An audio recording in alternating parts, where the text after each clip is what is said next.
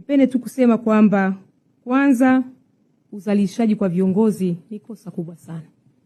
Lakini vile vile kama ilivyo kwa wananchi wa kawaida, hakuna mtu yote anayetakiwa kutwezwa utu wake, kudhalilishwa, kutukanwa, kusemewa habari za uongo, kuwekewa habari za uchochezi na masuala mengine kadha wa kadha.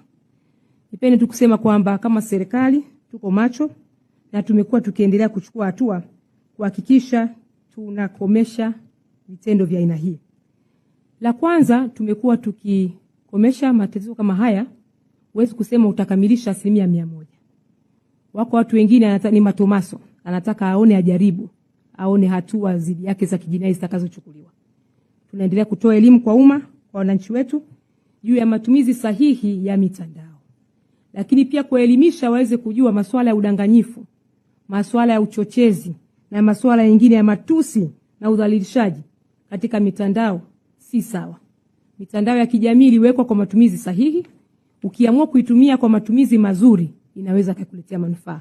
Kwa nipende kusema tu kwamba tutaendelea kutoa elimu kwa wananchi wetu jinsi ya kuelimisha kwenye matumizi sahihi ya mitandao yetu hii, ikiwa ni pamoja na kuwaeleza kwamba hatupaswi kuitumia kufanya uchochezi, kudanganya, kutukana na mambo mengine kadha wa kadha.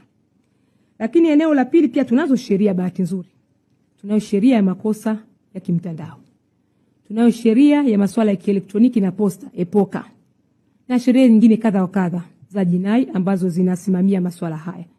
Tumekuwa tukifanya chunguzi kila mara, tukibaini changamoto kama hizi kijitokeza, tumekuwa tunahakikisha wale wote wanaofanya udhalilishaji, wale wote wanaotumia mitandao kufanya uchochezi, wale wote wanaotumia mitandao kutoa uzushi na mambo mengine kadha wa kadha wanachukuliwa hatua za kisheria. Lakini vile vile tumeendelea kuhakikisha kwamba tunasimamia na kuimarisha usimamizi wetu na ufuatiliaji wa maudhui ya kielektroniki yanayotumwa katika mitandao mbalimbali ya kijamii.